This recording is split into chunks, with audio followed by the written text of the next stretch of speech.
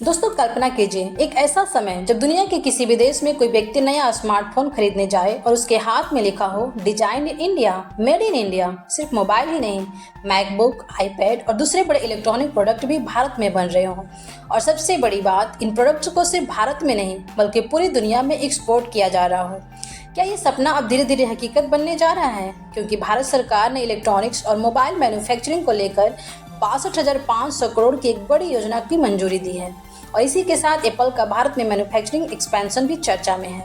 अब भारत में सिर्फ आईफोन की मैन्युफैक्चरिंग बढ़ाने की बात नहीं हो रही है, बल्कि मैकबुक और आईपैड जैसे डिवाइसेज के उत्पादन को भी भारत में बढ़ाने की दिशा में कदम बढ़ रहे हैं। तो सवाल है कि भारत अब चाइना को इलेक्ट्रॉनिक्स मैन्युफैक्चरिंग में सीधी टक्कर देने की तैयारी कर रहा है?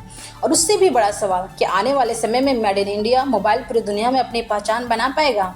आज की इस वीडियो में इसी पूरी कहानी को आसान भाषा में समझेंगे। दोस्तों, सरकार की नई योजना का लक्ष्य सिर्फ ज़्यादा से ज़्यादा मोबाइल फ़ोन बनाना नहीं है, इसका लक्ष्य इससे कहीं बड़ा है। सरकार चाहती है कि भारत में एक ऐसा कंप्लीट इलेक्ट्रॉनिक मैन्युफैक्चरिंग इकोसिस्टम तैयार हो जिसमें सिर्फ असेंबल ना हो, बल्कि डिजाइन हो, रिसर्च हो, डेवलपमेंट हो, कंपोनेंट्स की सप्लाई चेन हो और सबसे महत्वपूर्ण इंडियन इंटेलेक्चुअल प्रॉपर्टी हो। यानी भारत सिर्फ दूसरे देशों की कंपनियों के लिए सामान बनाने वाला देश न रहे, बल्कि भारत की अपनी कंपनी हो, उनके पास प्रोडक्ट्स हो, उनकी अपनी टेक्नोलॉजी हो और उनका अपना ग्लोबल ब्रांड्स हो। और यही इस परियोजना का सबसे महत्वपूर्ण हिस्सा है।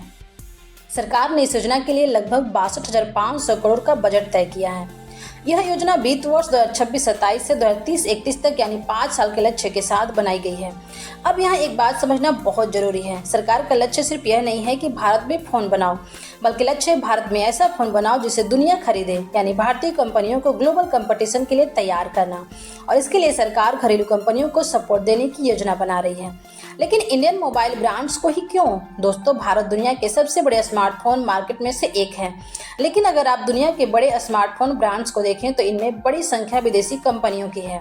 ऐसे में सरकार की कोशिश है कि भारत की अपनी कंपनियां भी मजबूत हों। ऐसी कंपनियां जो सिर्फ भारत के बाजार तक सीमित न रहे, बल्कि एशिया, अफ्रीका, यूरोप और दूसरे इंटरनेशनल मार्केट्स में भी अपने स्मार्टफोन्स बेच सके। यानी सरकार चाहती है कि अगली बड़ी ग्लोबल मोबाइल कंपनी भारत से निकले। और यही इस योजना का सबसे बड़ा लॉन्ग टर्म विजन है। मान लीजिए कोई कंपनी भारत में स्मार्टफोन असेंबल करती है, लेकिन उसका डिजाइन बाहर से आता है, टेक्नोलॉजी बाहर की है, सॉफ्टवेयर बाहर का है और इंटेलेक्चुअल प्रॉपर्टी भी किसी दूसरी कंपनी की है। तो भारत मैन्युफैक्चरिंग तो कर रहा है, लेकिन असली टेक्नोलॉजी वैल्यू कहीं और पैदा हो रही है। सरकार अब इस मॉडल को आगे बढ़ाना चाहती है, इसलिए जोर दिया जा रहा है इंडियन इंटेलेक्चुअल प्रॉपर्टी पर। यानी भारतीय कंपनियों के पास अपने प्रोडक्ट डिजाइन और टेक्नोलॉजी का ऑनरशिप हो, रिसर्च और डेवलपमेंट भारत में हो और धीरे धीरे भारत सिर्फ असेंबली हब नहीं बल्कि इनोवेशन हब भी बने। दोस्तों, सरकार ने इस योजना के तहत कुछ महत्वपूर्ण शर्तें भी रखी है। जिस भारतीय कंपनी को इस तरह का सपोर्ट चाहिए उसका अपना स्थापित ब्रांड होना चाहिए, उसके पास अपना इंटेलेक्चुअल प्रॉपर्टी होना चाहिए और सबसे महत्वपूर्ण, कंपनी का कंट्रोल और मैनेजमेंट भारतीयों के हाथ में होना चाहिए। इसके अलावा भारतीय मूल के लोगों के पास लगभग 51% हिस्सेदारी होने की शर्त भी बताई गई है। यानी सरकार ऐसी कंपनियों को बढ़ावा देना चाहती है जिनका ऑनरशिप और डिसीजन मेकिंग स्ट्रक्चर वास्तव में भारत से जुड़ा हो। दोस्तों, एप्पल दुनिया की सबसे बड़ी और सबसे प्रभावशाली टेक्नोलॉजी कंपनी में से एक है। भारत में पिछले कुछ वर्षों में एप्पल का मैन्युफैक्चरिंग फुटप्रिंट लगातार बढ़ा है। अब खबर यह है कि भारत में एप्पल के मैन्युफैक्चरिंग एक्सपेंशन को और बढ़ावा मिल सकता है और इसमें मैकबुक और आईपैड जैसी डिवाइसेस भी महत्वपूर्ण हो सकती है। यानी भारत के लिए यह सिर्फ एक कंपनी के निवेश की कहानी नहीं है, यह एक बड़े मैन्युफैक्चरिंग इकोसिस्टम की कहानी है। क्योंकि जब एप्पल जैसी बड़ी कंपनी किसी देश में मैन्युफैक्चरिंग बढ़ाती है तो उसके साथ कंपोनेंट सप्लाई जाते हैं, लॉजिस्टिक कंपनियां आती है, पैकेजिंग इंडस्ट्रीज बढ़ती है, टेस्टिंग और क्वालिटी कंट्रोल बढ़ता है, स्किल्ड जॉब पैदा होती है और सबसे महत्वपूर्ण, एक पूरा सप्लाई चेन इकोसिस्टम तैयार होता है। अब सबसे बड़ा सवाल, क्या भारत चाइना को इलेक्ट्रॉनिक्स मैन्युफैक्चरिंग में चुनौती दे सकता है? दोस्तों, चाइना ने दशकों तक इलेक्ट्रॉनिक्स मैन्युफैक्चरिंग में अपनी मजबूत स्थिति बनाई है। उसके पास विशाल सप्लाई चेन है, कंपोनेंट्स की बड़ी मैन्युफैक्चरिंग है, स्किल्ड वर्क फोर्स है और दुनिया की बड़ी टेक्नोलॉजी कंपनियों के लिए तैयार इंफ्रास्ट्रक्चर भी है। इसलिए चाइना को चुनौती देना आसान नहीं होगा, लेकिन भारत के पास भी कुछ बड़े फायदे हैं। भारत का विशाल डोमेस्टिक मार्केट, बड़ी युवा वर्कफोर्स, बढ़ता डिजिटल इकोनॉमी और ग्लोबल कंपनीज का चाइना के बाहर मैन्युफैक्चरिंग डाइवर्सिफाई करने का रुझान, यही कारण है कि भारत के लिए अब एक बड़ा अवसर है। लेकिन अवसर को सफलता में बदलने के लिए सिर्फ सब्सिडी काफ़ी नहीं होगी। अगर भारत सच में ग्लोबल इलेक्ट्रॉनिक्स से मैन्युफैक्चरिंग हब बनाना चाहता है तो सिर्फ स्मार्टफोन असेंबली बढ़ाने से काम नहीं चलेगा। हमें कंपोनेंट भी भारत में बनाने होंगे। Display, battery, camera models, semiconductors, chips, sensor और दूसरे महत्वपूर्ण कंपोनेंट्स की सप्लाई चेन भी मजबूत करनी होगी, क्योंकि अगर भारत में सिर्फ असेंबली हो रही है और ज़्यादातर कंपोनेंट्स बाहर से आ रहे हैं तो वैल्यू एडिशन सीमित रह जाएगी। इसलिए सरकार का डिजाइन, रिसर्च और डोमेस्टिक सप्लाई चेन पर जोर देना बेहद महत्वपूर्ण है। सरकार की तरफ से अभी बताया गया है कि फिलहाल 3 स्मार्टफोन कंपनीज को चुना गया है जो आने वाले 10 से 14 महीनों में उभरने की क्षमता रखती है।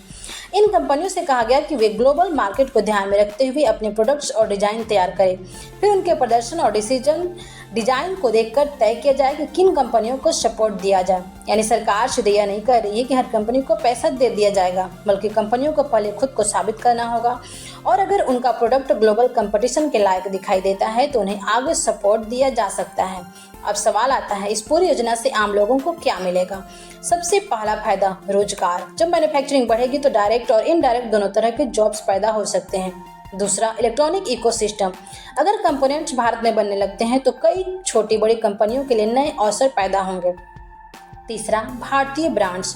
अगर भारत की अपनी कंपनी ग्लोबल ब्रांड्स बनाती है तो भारत की टेक्नोलॉजी इंडस्ट्रीज को बड़ा फायदा होगा। और चौथा, एक्सपोर्ट। अगर भारत में बने स्मार्टफोन्स और इलेक्ट्रॉनिक्स विदेशों में बिकते हैं तो भारत का इलेक्ट्रॉनिक एक्सपोर्ट और मजबूत हो सकता है। अगर आप इस योजना को ध्यान से देखें तो सरकार का लक्ष्य केवल स्मार्टफोन इंडस्ट्री नहीं दिखाई देता, यह एक बड़े बदलाव की शुरुआत हो सकती है। मैन्युफैक्चरिंग से इनोवेशन की तरफ। भारत लंबे समय से दुनिया के लिए आईटी सर्विस का बड़ा केंद्र रहा है। अब कोशिश है कि Bharat hardware, software, design, manufacturing और रिसर्च, इन सभी को एक साथ जोड़ सके। और अगर ऐसा होता है तो भारत की टेक्नोलॉजी इकोनॉमी का आकार बहुत बड़ा हो सकता है। तो दोस्तों, 62,500 करोड़ की योजना सिर्फ मोबाइल बनाने की योजना नहीं है, इसके पीछे एक बड़ा सपना है, भारत को दुनिया के इलेक्ट्रॉनिक्स, मैन्युफैक्चरिंग और इनोवेशन इकोसिस्टम का महत्वपूर्ण केंद्र बनाना।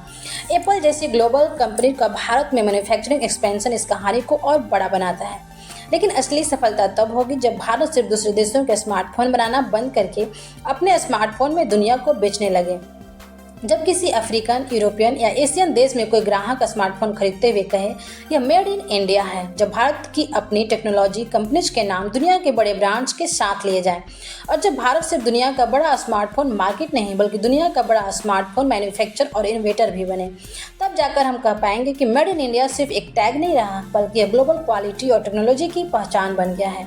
अब सवाल आपसे, क्या आपको लगता है कि आने वाले 5 से 10 वर्षों में भारत चाइना को इलेक्ट्रॉनिक मैन्युफैक्चरिंग में टक्कर दे सकता है? अपनी राय कमेंट में जरूर बताइएगा। वीडियो पसंद आया तो लाइक कीजिएगा, दोस्तों के पास शेयर कीजिएगा, चैनल पर नए हो तो सब्सक्राइब करके बेल आइकन जरूर प्रेस कीजिएगा। तो मिलते हैं नेक्स्ट वीडियो में, तब तक के लिए जय हिंद, जय भारत।